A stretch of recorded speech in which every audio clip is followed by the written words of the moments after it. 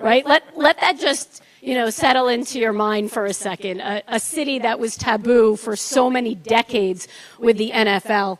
Just start by taking us back through the journey of how we wound up here for this week. Well, I would give Mark Davis a lot of credit right off the top because I think before Mark even got here, he was talking about a Super Bowl.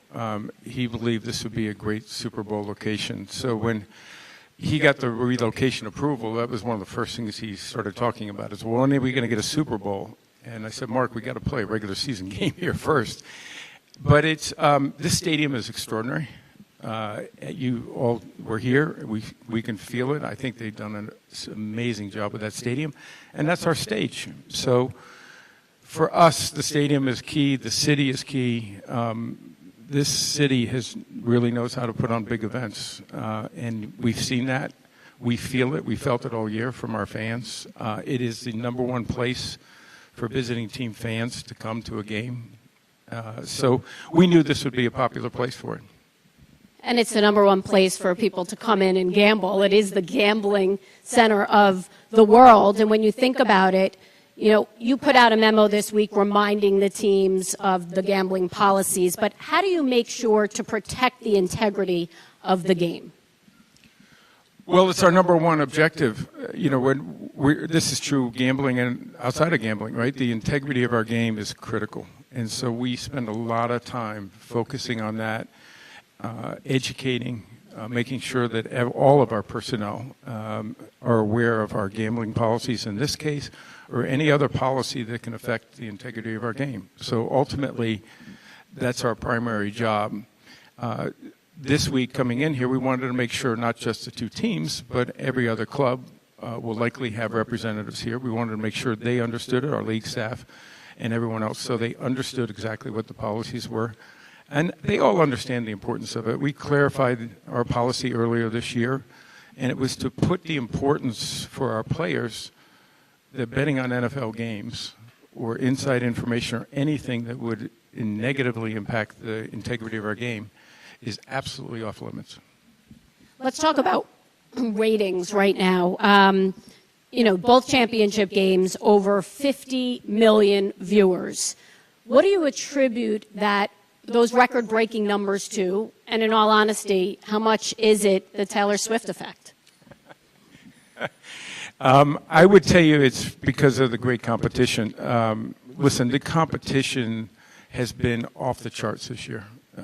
We've had 70 games that I think 70% of our games have been within one score in the fourth quarter. The young stars, the older stars, the amazing performances by teams, you see all that. That's what fans ultimately love. Having the Taylor Swift effect is also a positive. Listen, both Travis and Taylor are wonderful young people. They seem very happy. She knows great entertainment, and I think that's why she loves NFL football. But I think it's great to have her a part of it. Obviously, it creates a buzz. It creates another group of young fans, particularly young women, that are interested in seeing why is she going to this game? Why is she interested in this game? Besides Travis, she's a football fan, and I think that's great for us. What do you say to those who think it's all scripted by the NFL? I don't think I'm that good a scripter or anybody on our staff. I think it's, listen, there is no way that I could have scripted that one. Let's just put it that way. But she is, or anybody in our office, she's a remarkable performer. She knows great entertainment. I had the opportunity to go to 2 of her concerts with our girls and my wife. She's the best of the best. And so having her come to NFL games, have her a part of that is nothing but a positive. Let's move on to officiating. A lot of scrutiny again this season. What are you doing to assess the officials and to improve their credibility? We even had scrutiny yesterday in the Pro Bowl games. I think, listen, in professional sports and all sports, officiating is part of that. I think in the NFL, the level of scrutiny is at the highest I've ever seen it. And that's part of our popularity. I understand that. It's part of the technology. You all do such a great job that you see more than you could ever see in officiating. The game is faster. I think our officials do a great job. They are superior. But at the end of the day, no one's perfect, whether it's all of us that watches the games or play the games or coach the games or the officials. We have to continue to try to get better. We have to use technology where we can to try to improve their performance, let them use technology to make sure they get the right answer. But I think they do an incredible job, but we're going to keep working to get better, ultimately. Brian, do we want to open up for questions? Yes, we do. Let's begin with our host newspaper from the Las Vegas Journal, Jenny Bonsignore. If you're able, please stand to ask your question. Welcome to Las Vegas, first of all, Roger. I want to take you back to March of 2017 when the league approved Mark Davis and the Raiders to move here. And I was just curious what your expectations and maybe some apprehensions were at that particular time. We fast forward now to 2024, Super Bowl is here, the stadium is up. How those expectations have been met and any apprehensions or concerns as well? I think you've exceeded all expectations on every level. I think the stadium is extraordinary. I think the fan support here is nothing short of a miracle and positive. There's so many fans who like to come in from out of town here. I couldn't think of a negative thing about it. I think Las Vegas has also done an extraordinary job with this city, with the ability to host these big events, the ability to attract people here for a lot more than what people used to. People used to say this was just a gambling town. This is an entertainment town. This is a sports town. It's an event town. We're seeing that in the Super Bowl. And this doesn't happen without people who know how to do that. So from the governor to the county commissioners to the Convention and Visitors Bureau to the Super Bowl host committee, all done an extraordinary job. And that makes us feel much more comfortable here. Because the challenges of putting on an event like this, whether you're in Las Vegas or any other city, are enormous. And there's why we don't sleep until Monday night when we get everybody out of town. Let's go to Jason Reed, Landscape, from ESPN. Hey, Roger, how you doing? Good, Jason. The league has been very intentional about addressing increased hiring. And the last few cycles have seen games on team presidents, general managers, and this one with head coaches. So how do you feel about that? Because I asked you about this in Dallas, and obviously that's a good trend that's going on. But also, what do you think about the fact that it appears you won't have any black offensive coordinators coming up in this season? Yeah, Jason, I'd say the same thing I said to you all last year and the year before. We still have a lot of work to do. We are not satisfied where we are. We think that diversity is very good for us as a league. It's made us better. It gives opportunities to talented people. I think the hiring cycle was obviously encouraging from the head coaching standpoint. As you point out, we don't look at this just in the coaching level or offensive coordinators. We look at this across the board. We look at this from coaching to ownership to presidents to general managers, and we've seen extraordinary progress in all of that. And that's the effort that we've had with our clubs. I give our clubs tremendous credit. I think the process that they went through in the hiring cycle for coaches and general managers this year was very thorough, very professional. I think the delay by 1 week gave teams a chance to do that, because I don't think people think about our hiring cycle. Every one of those teams is competing against somebody else and another team. And sometimes you get in that rush. I don't think people felt that. I think people took the time. They understood the candidates. They did an excellent job of interviewing them. We had panels, we had education. I think the accelerator program, I think all the things that were done by the clubs over the last several years paid dividends, and we'll continue that. Over here, Bob Hottie, Associated Press. Hey, Bob. Given the progress that we've made with minority head coaches being at a record pace right now, 9, have you given any consideration to potentially eliminating the rule? And what would it take if you had maybe reached that point where it's not necessary to have a league? Well, those are two different things. You know, not having it be necessary would be a wonderful world for us. I personally believe that it's still necessary because I think we want to show the benefits of looking at a diverse slate of candidates. To be able to do that is benefited every one of our clubs, our league office, I think our partners, I think people across the world in different industries have absolutely adopted this rule. And so I see it for the foreseeable future. I think it's been beneficial. We'll continue it. Roger, where we are on kickoffs right now, and then what happened with the one-year change, do you think more significant changes are imperative this offseason? And if so, do you believe that's the XFL model, or is it something else? Where do you think that's going? Mark, we said last year, first off, as you know, this was a one-year rule. For me, I thought this rule was necessary for the 1 year because we need to innovate. We need to work with our coaches and our competition committee and those across the league to find a way to keep the kickoff in the game. It's an exciting play. It's important for us. The same for punts. But when you see a higher injury rate for that play, you can't ignore that.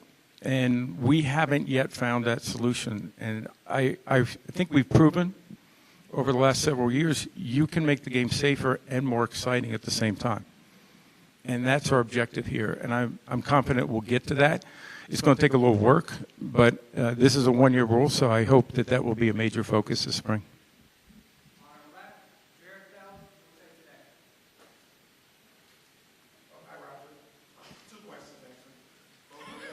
That's a shocker, JB. Both related to playing services. As we get ready to have a Super Bowl, a grass field and a dome. The FIFA sites were finalized now, and there are several situations where stadiums will install natural grass and then conceivably switch that back out to artificial turf. What message do you think that sends to NFL players that you wouldn't have stadiums that would have natural grass all the time? Do you support having all stadiums have natural grass? You want to do your second question, too? You want me to go first? You can go. Okay. Listen, this has been a major focus, as you know, with our union, with the Players Association, and we have jointly worked with experts to try to study this question. It's something that I think it's not always just grass or synthetic. We think hybrid is something to really explore. That's actually what they use in international soccer, is a hybrid type of format. Additionally, I think, we've got to look at different circumstances, right? You play in a dome for 4.5 months. It's pretty hard to grow grass. So you can sometimes take it in and out. You can find ways of trying to replace that. But we want to try to get the best possible field surfaces. And that is something that it varies from market to market, climate from climate. One of the things that we think is really important in the studies that we're doing is consistency. And when I say consistency, it's not just on the entire playing surface, but it's consistency of what players are playing on during the week leading up to the game, what they're practicing on, and what they play on. And that consistency is really important, according to our engineers and our experts. So we're looking at that with the Players Association and hope we can find better solutions and continue that focus. That being said, it leads to the second question about the practice surface. There are reports that 49ers players and staff are not happy with the practice field at UNLV. Are there alternatives being worked on as we speak now that maybe? You mean the natural grass surface that we put down? Is that to go to your first question? Listen, the JB, that work is being done every single day. We've had 23 experts out there. We've had the union out there. All of them think that's a very playable surface. It's softer than what they have practiced on, but that happens. It's well within all of our testing standards. It is something that we think all our experts, as well as neutral field inspectors, have all said unanimously that it's a playable field.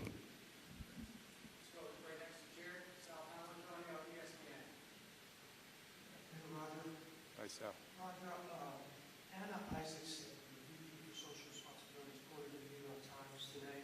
I'm going to read it.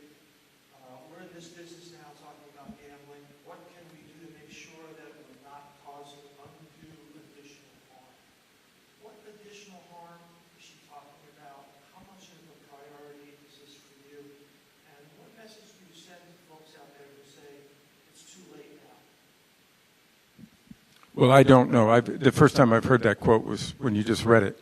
So I can't speak for Anna on that case. I certainly would ask her to be able to expand on that. But I think the harm is potentially to two things: the game itself, that we talked about before, the integrity of the game. We want to make sure it doesn't harm the game. That people, when they're watching an NFL game, they know the action on the field is genuine and without any outside influence. Number one, and that's 1, 2, and 3. I think the other one is the work that Anna spends an awful lot of time on, which is responsible gambling. We are the only league to do our own spots on responsible gambling to make sure our fans understand the dangers of irresponsible gambling. And we also ask our partners. And one of the things that we've worked with our partners, particularly in the gambling space, is what information, how can they help educate us and our fans?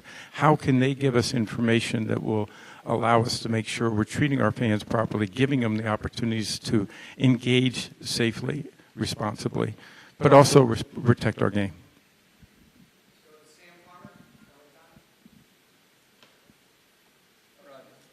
Hi, Sam. I'm interested in the decision to put a playoff game on Kickoff. A lot of fans were upset about that. The playoff game being behind the paywall, I'm sure that pushback was not surprising to the league. And I wonder if that's the price of progress and innovation for the NFL, and what the plans are, if there's an expanded plan for streaming games next season. Well, Sam, I think you first have to back up a little bit and sort of understand where the media landscape is going. It's changing faster and deeper. Consumers are moving off of pay television services and going into digital streaming services and platforms. And we as the NFL have to be able to reach our fans there. One of the most positive things about the Peacock game was not just the fact that it outdrew the broadcast audience a year earlier in the same window. So people went there, experienced it. It worked technically in an incredible way, and our partners at Peacock and NBC, we give a lot of credit to them for that. But it also reduced our average age of the audience by almost 10 years. So youth audiences are going to those platforms and those apps, and we have to make sure our content is there. We still have over 90% of our games on free television. No other league, no other sports comes close to that. When we were in the 80s, when we moved to ESPN and we went behind to pay TV, it was the same outcry. But what we did is we created a platform that fans can engage with, have access to, that is actually beneficial to the consumers because that's where they are. We have to fish where the fish are, and we have a lot of consumers that are on those platforms. And Peacock Games showed that. Amazon showed that over the last 2 years. Their ratings were up 24% this year. We saw it with YouTube and our Sunday Ticket package, doubled the number of subscribers. So our fans are on these platforms. Our fans want to access them. The technology is extraordinary. You can do things on some of these platforms that you can't do on a linear platform. So for us, it's part of the future. I don't know where it goes from here, but we're going to continue to reach our fans where they are with the best possible production, the best possible technology. Just to follow up on Sam, I get the question often lately, could we see a streaming Super Bowl in the future? Well, certainly not in my time. I still believe, and even on some of the pay services, listen, one of the secrets of our success is we are really committed to broadcast television.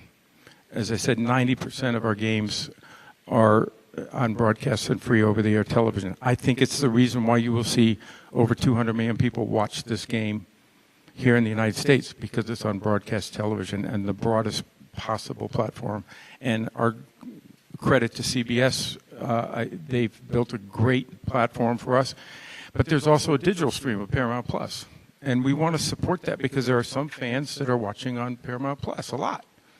So I think it's, again, we'll see Super Bowl continue to be on the broadest platform. I think we'll continue to see the NFL on the broadest possible platform.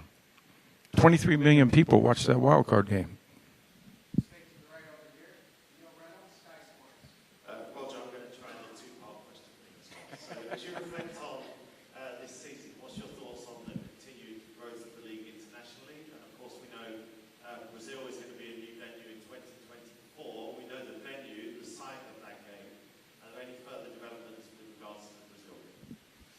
Well, Neil, you know this because I speak to you when I get over to London and Germany every year, and we are just incredibly enthusiastic about our growth on a global basis.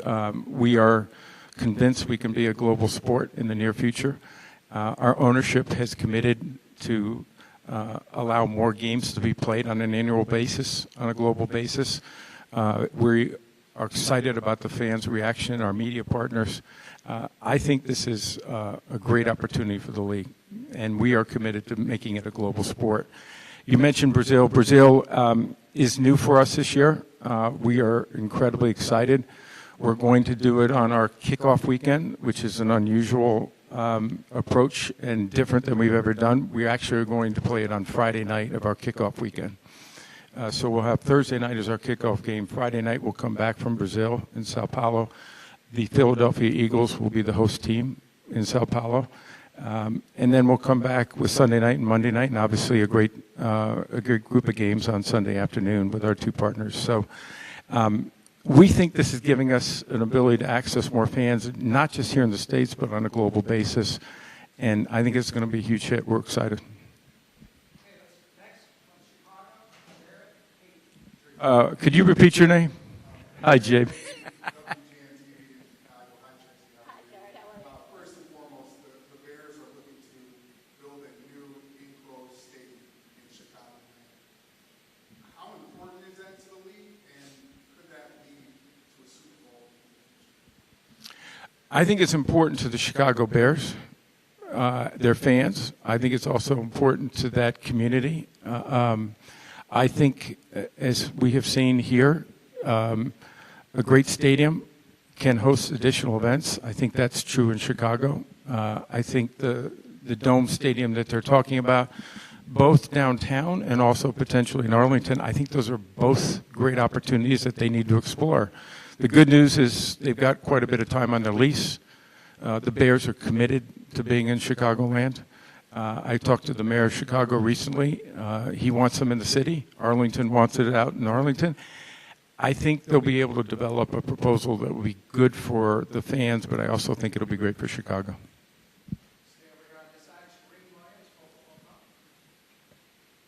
Roger, I know you've been asked a lot of gambling and integrity questions, but specifically you said in 2012 if gambling is permitted freely on sporting events, normal incidents of the game such as bad snaps, drop passes, turnovers, penalties, and play calling inevitably will fuel speculation, distrust, and accusations of point shaving or game fixing.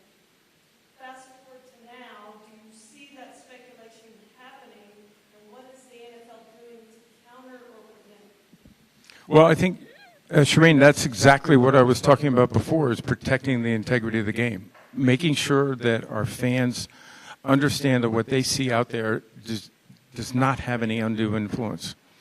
We have to educate our personnel. That goes from owners to players to coaches to everybody in the organization, to everyone at the league level, to our partners, making sure that they understand while people can speculate, people can have perceptions, we have to hold that standard as high as we possibly can.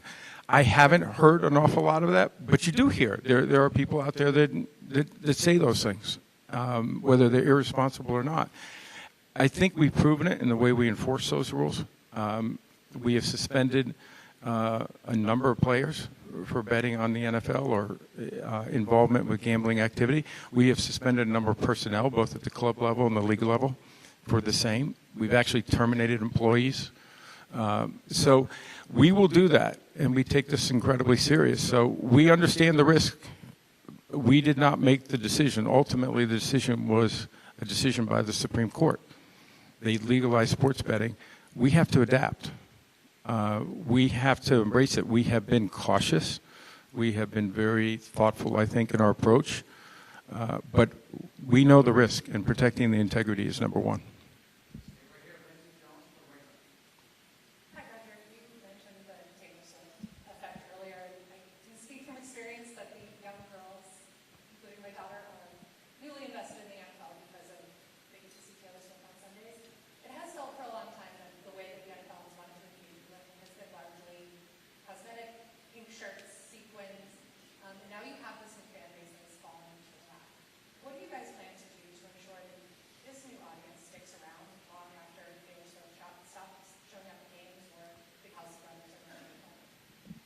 Well, first I'd say as a parents of 22-year-old twin girls, and my daughters and all of our family are Swifties for going back to where we met her, I think, back in New Orleans in 2009. Again, she's an extraordinary performer, but our girls love Taylor Swift, but they also love football. They know an awful lot about football. So I think this is just about welcoming people into the game. It's giving people a different perspective of the game. It's giving them an opportunity to say, wow, that's exciting. And I see it. I see it with others. I see it with their friends. I see it with others around. We hear the stories. We see the data. People are talking about the game that weren't talking about the game yesterday. And whatever that reason is, I'm good with it, as long as they get exposure to our game. And Taylor is obviously a dynamo. Everything she touches, there are people following. And so we count ourselves fortunate and we welcome it. Hi, Roger. Please continue to place an emphasis on furthering its efforts to make the game as safe as it can be. Considering any data that you may have in regards to the injuries we've seen this past season, specifically head and lower extremity injuries, what's your assessment of the results and what are some of the significant driving forces behind that? You're right. This has been a major issue for us. I think we've made tremendous progress, but there's still more work to be done. This year, we saw 700 game loss injuries reduced this season. So players that missed a game because of an injury, 700 times that's lower this year than it was last year. That's huge, very significant for our players, for our teams, for our fans, ultimately. So that's a very positive trend. Most of those really began in the training camp period where lower extremity injuries occur. So the hamstring pulls and the ankle injuries. We had ACLs that were down a significant amount this year. Interesting enough, we saw a big increase where twice as many of them happen on grass and on synthetic surfaces. So all this data needs to be evaluated, studied, exactly the mechanism of injury, looking at video, having our engineers, having our medical people look at that. We need to keep that study going. It has made us smarter. It has given us an ability to adapt our training camp period where we have this ramp up, where when we bring them into camp, we don't throw the pads on and go right out there and start, practicing at full level. They come in and they are going through a ramp-up period to be prepared for that and to avoid those lower extremity injuries or any injury so that it doesn't affect them later in the season. On the head injuries, it's not just concussions, which are basically the same in the last 3 or 4 years since some of our major changes. We keep looking at that. This year we'll have, I believe it's 8 new position-specific helmets that should be, we'll see a couple on Sunday. That will be a big advancement in technology. I think we've always said that'll be part of our future. I think that will be helpful. We saw the Guardian Cap this year. The Guardian Cap again had a 50% reduction in concussions for the players who wore it in training camp. And that has a carryover into the regular season, because if they get into the regular season and particularly later in the season healthier, that's going to ultimately lead to less injuries. So a lot of progress, but a lot more work to do. Roger, I have 2 questions. The first one, we saw this offseason, the Patriots hiring Roger Goodell, basically having an internal promotion. Is there any concern about that type of thing being a situation where teams could potentially subvert the rule? And then the second question, I know you mentioned that you're taking a broad look at hiring, but specifically with offensive coordinators, why do you think facility programs such as activism have having a diverse offensive assistant? Why do you think that's not working to produce a more offensive? Well, let me go to the second question because you're talking about it. I don't think it means it's not working.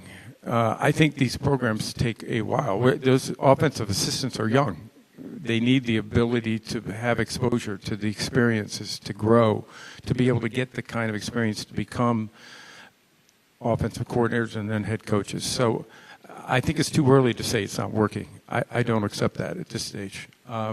Your first part of the question was on the Rooney Rule and the Patriots.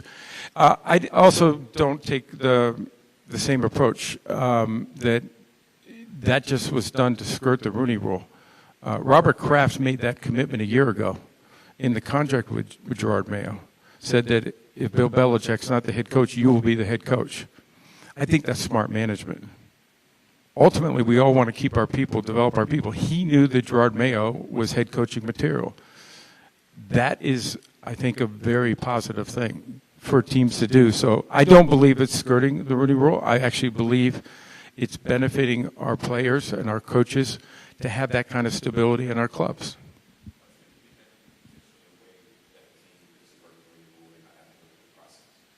Well, if you're making a commitment, someone's going to be a head coach a year from now. I don't think that's proven to be a subversion of that. So I don't see that. If that becomes reality, we'll have to address that. But again, I think there's a really smart approach to be able to develop our own personnel and put them in the positions of being head coaches. That's a good thing, ultimately. Hey, Roger, back to what you said about ensuring the integrity of the game, and you gave the example of that you actually terminated club and league employees for violating gambling policy. We have done league.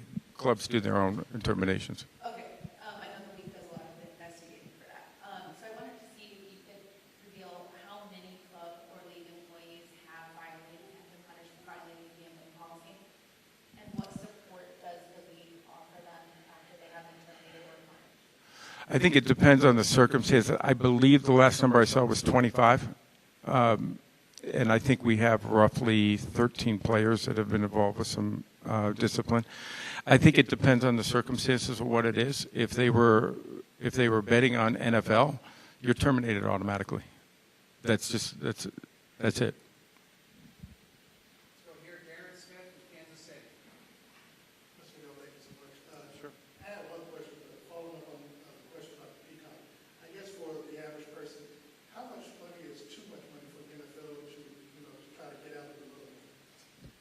Well, this is developing platforms. Just to be clear, this is developing a platform that a lot of consumers are on. A lot of our fans are moving in that direction. They're not just getting an NFL game; they're getting, a value in the sense of $5.99. I think it was for a month of the service, and they could get it for $30, $29.99 for a year. That's entertainment. That's where people are going, right? They're looking for those opportunities to expand on the amount of content they can acquire through these platforms. That's ultimately good for the consumers, but it's important for us to be on those platforms because that's where consumers are, particularly the younger demographic. And also, I know I'm not in Kansas City. I've had friends that work for the network. I'm sorry. What? I'm sorry. What? I'm not in Kansas City, so I've had friends that work for the network one day. But be that as it may, I know that you don't run the NFL in the newsroom, but you do run the NFL and they answer to you along with the pictures and owners. As of this press conference, the NFL media newsroom still employs 0 black managers, 0 black copy editors, 0 full-time black employees on the news desk, and the only full-time black employee that Campbell has for the weekend. Now, Mr. Jim Trotter is not here for whatever reason. Over last year, should ask you why that is the case. And for league to have more than 60% African Americans that play the game, I know that you're a man of activism. How does knowing this sit well with you, and after 2 years of being asked this question, why has there not been any change in the hiring? Well, I disagree completely with you. There hasn't been any change. I'm happy to get your data and share it with our people and make sure that we get an answer for you. I don't have all the data. I will tell you that the first time ever, 51% of our employees across the league, across the network, across all of our media platforms, not including players, are either people of color or women. First time ever. So progress is being made. And there are areas where we still need to work and we still need to improve, whether it's offensive assistants or maybe people in our media newsroom. We will continue to do that and make significant progress as we have. Next one, Ben Fisher, Sports Business Journal.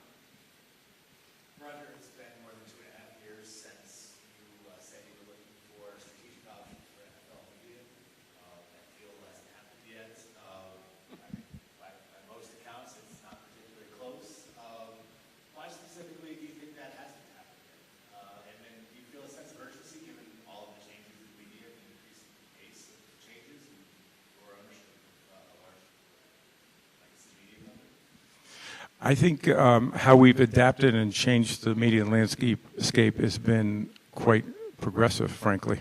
If you look at the facts, we're the first to put a package on full season with Amazon, on Amazon Prime. You look at where we did with YouTube. You look at where we were with Peacock. I think we've been cautious and bold at the same time with respect to how we used our content to drive those platforms and to drive where our fans are, right? We want, our fans are there, so we need to be able to access those fans. And that's how you reach the broadest number of people, ultimately.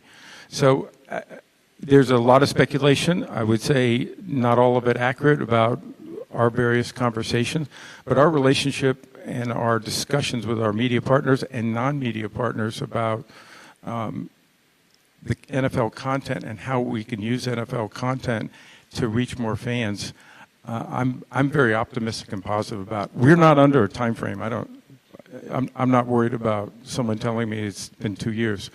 We want to make the right decisions. We want to get the right partners with the right content so we reach our fans and provide them a better experience. Yeah, hey, Roger. Some court documents just surfaced that said that you had an email that showed that you instructed people to launch a ground board on negative reporting of concussions. I want to give you the chance to add context to those comments and then also explain why that was necessary.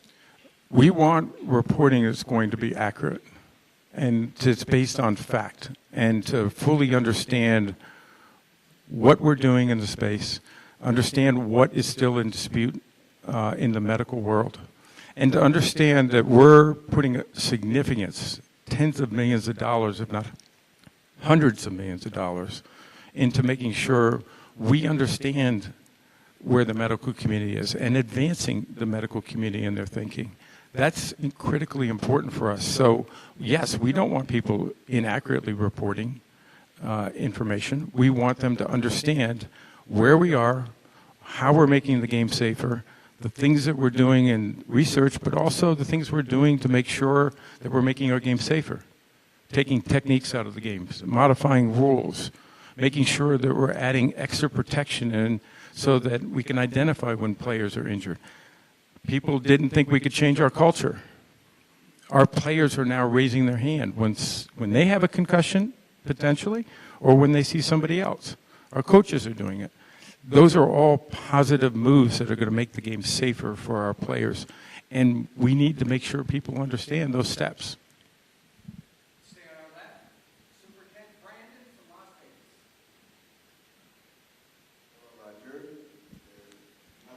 One quick question. Why do you like football and what inspired you to create it? What inspired me to what? You like it. I don't know, Brandon. I've been a football fan since I was 5 or 6 years old. I told the story that somebody gave me a Duke football back in the early 60s. I slept with that for months, literally. I love the game. I love playing the game. I love watching the game. I love what it represents. I love the fact that it brings people together in an amazing way. I love the fact that it has a positive influence on communities. To me, the game of football is much bigger than a game. I actually believe the things that I learned playing football and I see in football are incredibly relevant to what I do today. It's the same approach: hard work, teamwork, discipline, how you work for something bigger than yourself. I think there's so many values about this game that means so much to me personally, but I think means so much to fans and to people. And I think that's why our fan base is so passionate and so large, is the game of football transcends so much of what's going on in our society. And I think our game brings people together. And that's inspiring to me. Senator Wright, Daniel Morgan, New York Times. Hey, Roger, the Taylor Swift stuff got people a little cast with yourself. What's your response to just like her protection of the Eagles from like I'm sorry, I missed the last part. what's your response to Taylor being involved in the league? Her like that becoming polarizing, kind of like Listen, I think anybody in the society, when they're in a public position, are going to be subject to criticism. And I think the idea that this was in a script and this is pre-planned, that's just, it's nonsense. It's frankly not even worth talking about. We see two people are really happy together, having fun together. I think that's wonderful, and I wish them well. They're both wonderful people. The fact that, you know, they both are involved with football in some fashion through their relationship, that's great. We welcome that. Hey, Roger. As NFL team valuations rise, I'm sorry, I don't see you.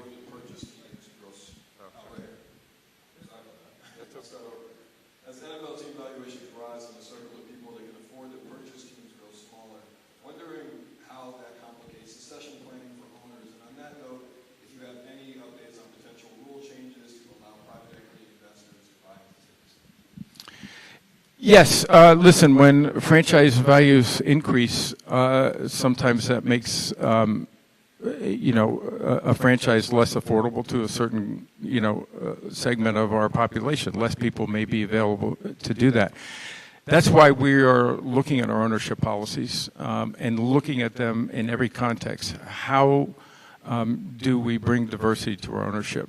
In the last, you'll remember 2 years ago at the league, the ownership voted in a resolution to attract diverse ownership groups. In the last two transactions, in the case of the Denver Broncos, I believe off the top of my head, it was 36% of that team was purchased by women or people of color. And the same in Washington, I believe there are 5 people of color in that franchise, I believe, for about 16 or 18% of the team, somewhere in that area. So it's intentional. And we need to be intentional to make sure that our policies not only attract the best ownership group, but diverse ownership. And how do we make sure that our model continues to stay strong by having the kind of fundamentals to our policies that are going to ensure our teams are secure and are operated properly. So it's not just policies, but we are very focused on ownership. Ownership is a critical ingredient in our success, not just locally, but also at the league level. Roger, how are you doing? Good. How are you? Good. So I know that we are seeing more people of color get jobs, this hiring cycle with the head coaches, but I wanted to know what you thought about the trend with the youth movement, seeing younger coaches get opportunities relative to the older coaches outside of Jim Harbaugh, because I was talking to one candidate that felt like they are coming in and being asked to be assistant head coaches to mentor younger head coaches and whether their opportunities are dwindling, and then separately to cut that off, how you feel about a person like Bill Belichick having the resume that he has and being out of a head coaching opportunity, and to what degree relationships are still factoring jobs or people who got jobs, particularly in the NFC South. A lot there. Let me try to make sure I address all that you've asked about. I'd start with the fact that the NFL is incredibly competitive on and off the field. And it's hard to win in this league. To your point, maybe the greatest coach in NFL history isn't coaching this year. But I think what our teams are focused on is the future. How do we continue to bring in the most talented coaches, the most talented general managers, the most talented administrators? Everything about our league continues to increase in its quality and its talent. And our clubs are looking for that in every direction. And I think that's the point about our policies and our processes. The better our processes, the better the outcome. If our clubs continue to go through the process of finding the best people in their positions and understanding that diversity is critical and important for our future and bringing that best talent, I think we're going to continue to succeed. And there'll be younger coaches, maybe older coaches. I've had several of the older coaches call me and say, I want to mentor some of these younger coaches. I'm a big believer in mentoring. I think all of us need mentoring. I think that's a positive thing ultimately. Play off a little bit of what you see he's bringing out. Just your reactions to the fact that Bill Belichick does not have a job in the NFL right now. You know, that guy is one of the great coaches in our history. He's extraordinary, and what he's accomplished is amazing to me. And I've talked to him since the end of the season. I think he's done so much for this league. He's changed the game in many ways. He's brought innovation, and I don't think anyone could take anything away from his record, whether he's coaching or not. I think he'll be missed, but I have a feeling that he'll still be around the game somehow.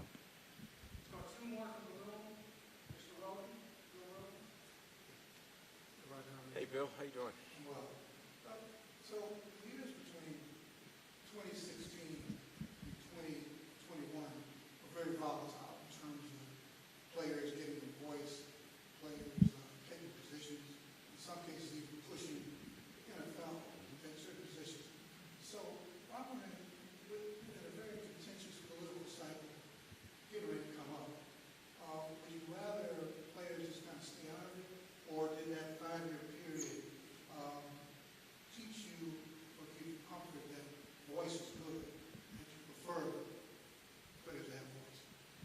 I do prefer our players have voices, and I would tell you that I learned an awful lot from our players, not just during that period of time, but every single day. I get more great suggestions, whether they're texts or calls, from our current players as well as our retired players, that gives me perspective and helps me think about the world differently. We're living in a volatile world. So the one thing that all of our players have gotten behind, our clubs have gotten behind, is NFL votes. We all think it's really important for us to encourage our fans, to encourage our communities, to get out and vote, become educated, understand what's happening in our communities and nationwide when that occurs, and vote. That is the one thing about our democracy that's really important, and our players and our clubs all got behind that issue, and will continue to do that this year. Hey, Judy. Return to officiating. This year, the criticism came not just from fans, but also quite publicly from players and coaches, and they seem particularly concerned with the consistency of officiating across the league. Are you comfortable yourself with the level of consistency across the league, and that the league is doing everything that can be done to improve it? I will never say that we're doing everything, because we're going to keep looking for new things to do. But consistency is the number one thing you want in officiating, no doubt about it. But, Judy, you mentioned things about some of the criticism, but let's go back to that Kansas City-Buffalo game. It's a very good example of the scrutiny and the position our officials are in. That was absolutely the right call. I don't think there's anybody in this room who would say it was not the right call. The official made that call correctly. There was criticism of that. That was unfounded. If they had not called that play, think of the criticism would have come from Buffalo. So even when the official gets it right, there's criticism. So while we're always going to try to get better, I think people have to understand to some extent how these officials are put in that position. And they do an extraordinary job. We will use technology. We'll continue to train them. We'll continue to look to how we make the game more consistent from an officiating standpoint. But that's a perfect example of the fact that people can put the C word to it. It was a critical call. They've got to make a decision. They're making a quick decision, and they have to make that. And I'm proud of the fact that they did that. Roger, before we wrap up, I thought maybe this question would be asked, but in terms of diversity, how do you ensure more women are given opportunities in the NFL? Yeah, it's a huge effort of ours, Tracy. Across football, in a few weeks, we'll be going to Indianapolis for the Combine, but we have a women's forum there where we've had women that want to get into the football side of the business. We've had 150 young women, I think, in the last 4 or 5 years that have been hired into football, both at the college level and the NFL level.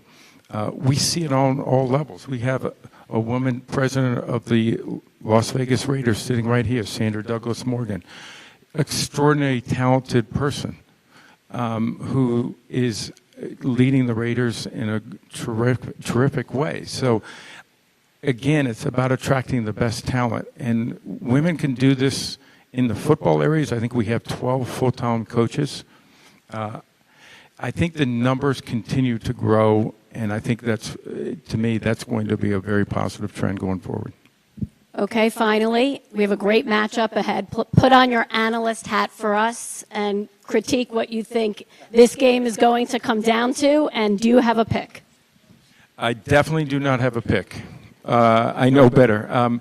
Listen, I think the beauty of our game and the beauty of where we are right now is that the league is so competitive. There are a lot of analysts. There are a lot of predictions. There are a lot, and they're very hard to do. I'm glad I'm not sitting in that position. As commissioner, I don't have to do that. I'm proud of both these teams. I think they're both fantastic. I hope it's going to be, they both play a great football game. I want them to play their best, and I think it'll be a fantastic game. Well, that's what we're hoping for. Thank you, Roger. Appreciate the time. Thank you, everyone. Thanks, Trace. Yep, thank you.